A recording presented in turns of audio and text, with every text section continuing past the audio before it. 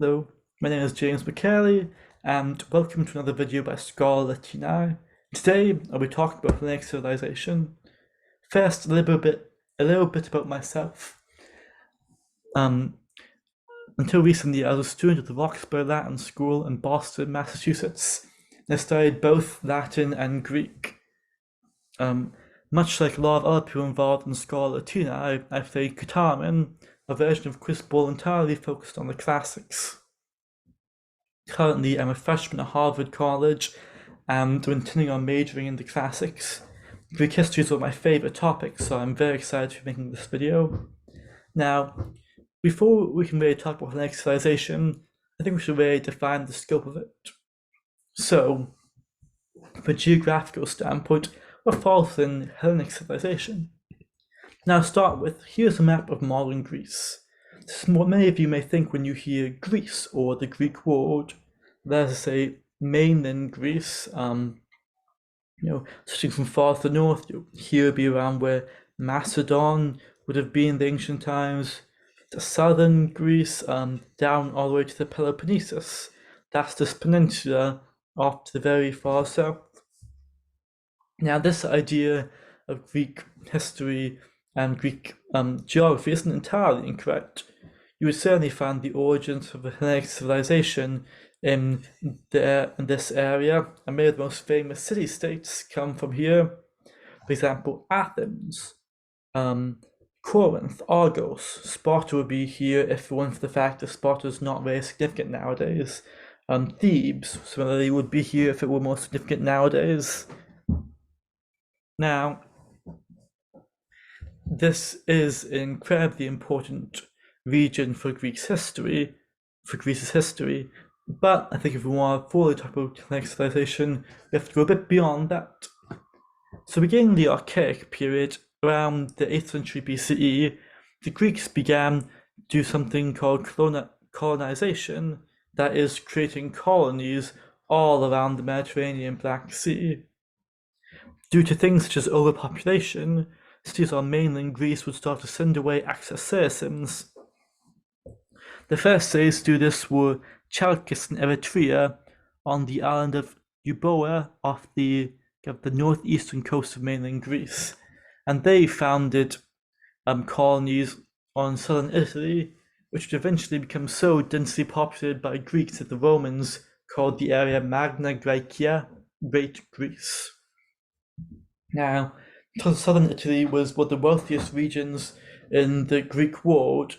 In particular, Syracuse was for a while the most powerful and populous city-state in the entirety of the Greek Mediterranean.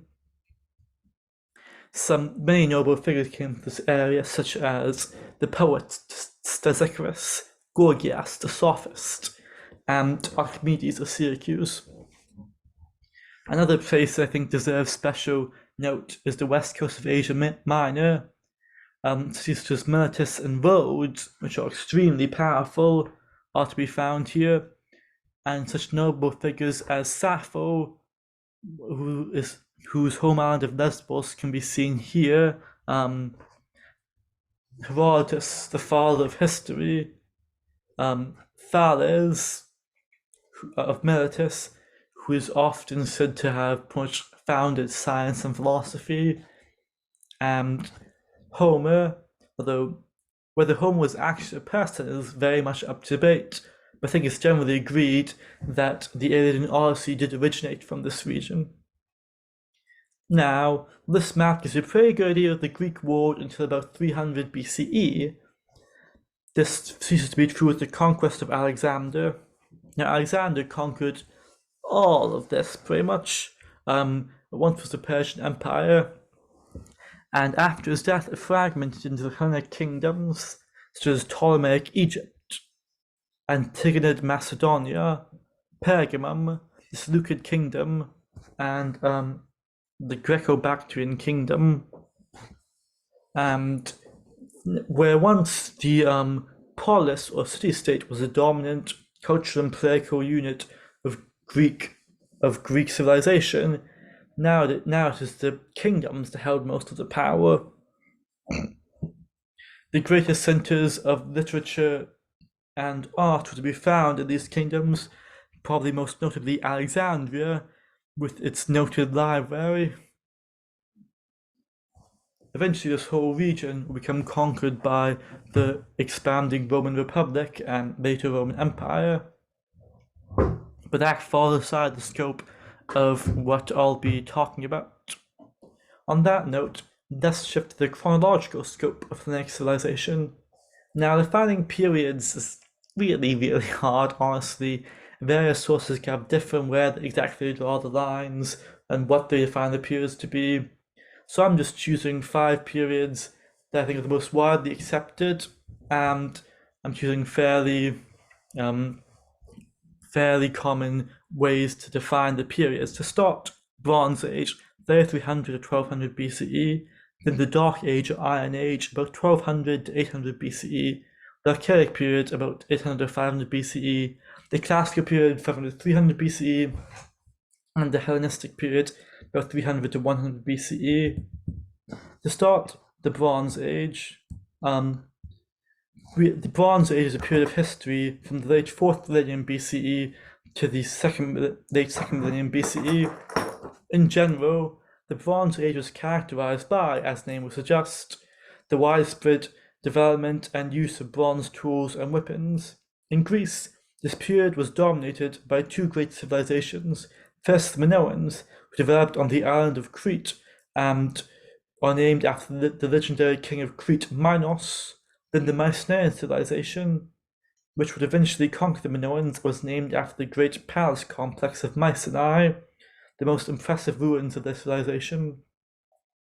Both Minoan and Mycenaean society were characterized by palace economies, where the goods of the people were taxed by the palace and used as goods for trade. Raw materials for crafting, just to support the general opulence and lifestyle of the High King, or Wanax in Mycenaean Greek, and his retainers. Excavations of the past century and a half have helped reveal the massive size and scope of Minoan and Mycenaean palace ruins. Sites that served as the administrative, religious, and economic centers of the civilizations. It was for the purpose of organizing this economy that Greece's first writing systems appeared. First, the Cretans used Linear a still undeciphered script of which little is known. Following the conquest of the Minoans by the Mycenaeans, the script was adapted into Linear B, a script only deciphered within the last century by the work of Michael Ventris. And Linear B was used to record a very early version of the Greek language, although the script has no relation to the later Greek alphabet that you may be familiar with. Then, around 1200 BCE, Mycenaean civilization, along with many other Mediterranean civilizations, collapses. With varying theories to the cause, such as invasion from migratory people, as the Sea People of Egyptian inscriptions, or the Dorians of Greek legend are sometimes speculated to be, or civil warfare between various factions of the Mycenaean Greeks. After its fall, the Bronze Age entered the Greek cultural consciousness as a vague memory of ancient wealth and palaces, of kings greater than they are today, of golden Mycenae, as Homer calls it, long after the site held nothing more than a forgotten little village. Regardless of the cause, around 1200 BCE, the organization system of Mycenaean Greece, centered around the palace, began to fragment into smaller, village-sized political units, leading to the Dark Age. This period, much like the later European Dark Age, was marked by the devolution of power into much smaller political units. How the Roman Empire broke up into the later kingdoms of Europe, and in this case, the large Mycenaean kingdoms broke up into village-sized administrative units. Instead of the Wanax, the dominant figure of this period in the government was what the Mycenaeans called the Quasereu, the village chieftain. Now the word quasoreu would become transformed into the Greek basileus, which went from being village chieftain to king, and in Byzantine Greece, although we won't talk about this, basileus even came to mean emperor. Now, to some extent, Greece's Dark Age was a period of stagnation, with less material wealth found in archaeological digs and no monumental ruins, such as stone palaces or temples from this time. Trade with other areas of the Mediterranean generally seems to have decreased, and the art style, particularly pottery, which is generally the most widespread and easily datable relic of Greek civilization, is not as ornate as Mycenaean or Archaic art.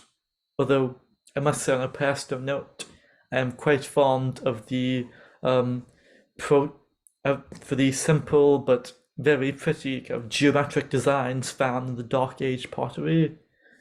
Some historians will contend the lack of great ruins and relics from this period distort our perception of Dark Age Greece, exaggerating the decay of Greek civilization following the collapse of the Mycenaeans. Certain advancements did occur in this period, such as the usage of iron, which is what's sometimes called the Iron Age, and finally the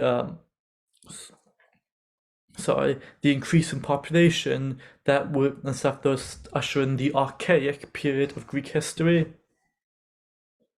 Now, the Greek Archaic period, though slightly less famous than the revered Classical period, is the era from which many of Greece's most characteristic institutions stem. To start, we have the formation of the Greek polis, or city-state. Although villages of varying sizes had existed before, they had been largely independent of each other. Through a process called synoikismos, which can be roughly translated as cohabitation or living together, distinct villages would become part of a central polis, sometimes becoming part of the city itself, sometimes becoming a constituency. In Athens, they call these dems, which are the various regions that people could come from within Attica. Eventually, these poles would become widespread throughout all the Greek world, and this was how people thought themselves, basically. In Attica, which is the entire region surrounding Athens, everyone would call themselves an Athenian, even though technically only a few of them lived in Athens. Another characteristic of Greek civilization that originated in this period is the Greek alphabet, as we would know it. This was adapted from the earlier Phoenician alphabet. The Greeks, though, made some major innovations, such as adding letters to represent vowels, which meant that the script previously written largely by professional scribes became much more understandable, and widespread literary became possible for pretty much the first time. The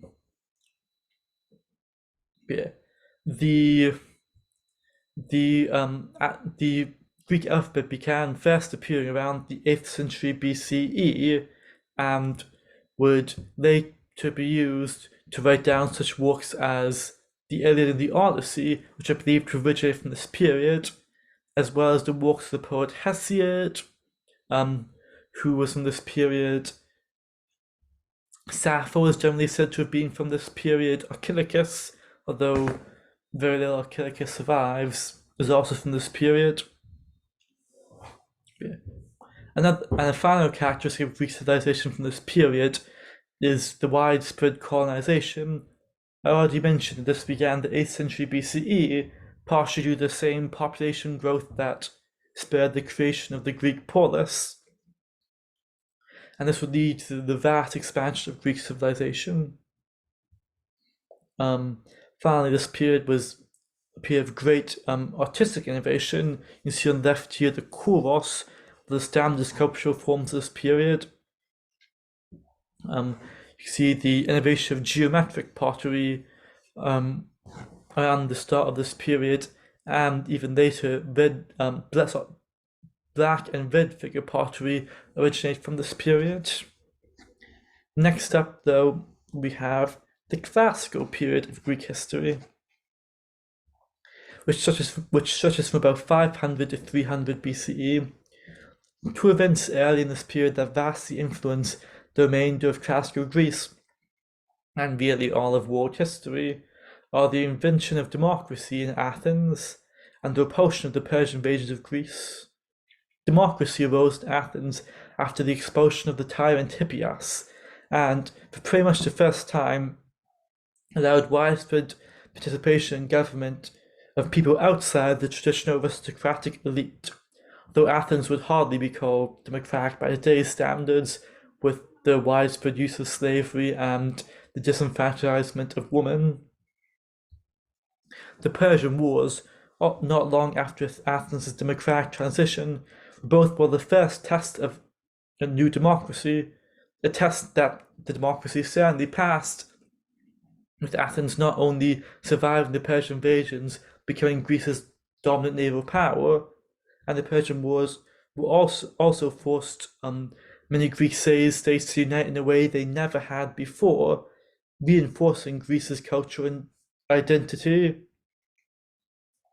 But this unity of Greek states would prove short, though, as only half a century after they had stood together against the Persians, the states of Athens, backed by the Delian League, and Sparta, backed by the Peloponnesian League, would fight the Peloponnesian War, one of the most devastating conflicts in Greek history that would leave deep scars on all involved, even the seemingly victorious Sparta. However, this period was not only defined by war, it also saw some of the greatest literary and artistic innovations of Greek history. Although the first tragedies probably date from the very end of the Archaic period, it's in the Classical period that tragedy, as well as the sister genre of comedy, reached their zenith, with such great poets as Aeschylus, Sophocles, and Euripides writing tragedy in the 5th century, as well as Aristophanes writing comedy. The life of Socrates and of his student Plato and Plato's student Aristotle marks, if not the beginning of Western philosophy, at least the moment where it came fully into its own. Herodotus, with his writings on the Persian Wars, marks the advent of history as we will recognize it. And shortly after Herodotus, Thucydides' history of the Peloponnesian War would set the standard for centuries to come for quality and accuracy of history writing. The greatest orators of Greek history, such as Lysias, Socrates, and Demosthenes, lived and worked in this period, and on the art side, this period saw the construction of the Parthenon and the lives of such luminaries as Myron and Phidias. The end of this period was marked by one of the greatest military endeavors of Greek history, the conquest of Alexander the Great. Alexander III of Macedon was heir to a thriving kingdom after his father Philip II had not just made Macedon into a military superpower, but subdued much of the surrounding region, including mainland Greece. However, Alexander went much, much further than his father ever had, conquering the once great Persian Empire and toppling its great king. However, Alexander's vast conquests fell apart after his death, sparking the rise of the successor kingdoms and the start of the Hellenistic period. When Alexander died, there was no clear heir, and so his most successful generals, called the Diadochi, or successors in English, vied to replace him. The most ambitious and successful of these generals eventually became kings, rulers of their own miniature empires and founders of their own dynasties. The most prominent of these dynastic founders were probably Seleucus of the Seleucid Empire, Antigonus Monophthalmos of the Antigonid dynasty, although in his own life Antigonus never managed to conquer Macedon, where his descendants would later rule, and Ptolemy Soter of Ptolemaic Egypt. Well, Greek civilization had been spread around the Mediterranean before. Now the Eastern Mediterranean was basically a Greek world, with the Koine dialect of Greek becoming the lingua franca of the area. As mentioned in the geography section, the Hellenic kingdoms suddenly became the heart of Greek civilization. Newfound Greek wealth, including royal patronage, led to a period of great advancement and extravagance in Greek art, where the art of this period is sometimes looked down upon compared to the lauded classical age. The Hellenistic period's art significantly builds upon classical art, such as having greater realism and emotion. In all honesty, personally, I really prefer the Hellenistic stuff to the classical art. Hellenistic art is absolutely fantastic. I don't know why some of the Romans scoffed at it. But royal patronage didn't just extend to Greek art. Literature and philosophy were funded, most famously in Alexandria, where the great library counted among its librarians Eratosthenes, who famously measured the earth, Climacus, author of the Aetia, and a massive influence on later poetry, particularly in the late Republic and Augustan Rome. And Apollonius Rhodus was one of the librarians of Alexandria, who wrote the Argonautica, and Aristarchus of Samos was also the great scholar of Homer. Much of the classical literature of today only survives because of the work of scholars like Aristarchus, who not only preserved but edited for accuracy and commented on existing texts. The Hellenistic period comes to an end with the Roman conquest of the East in the 2nd and 1st century BCE, but that's later than we'll ever go. And with that, we've reached Telos, the end. Thank you all for watching my introduction to Hellenic civilization, and good luck on your classical journey.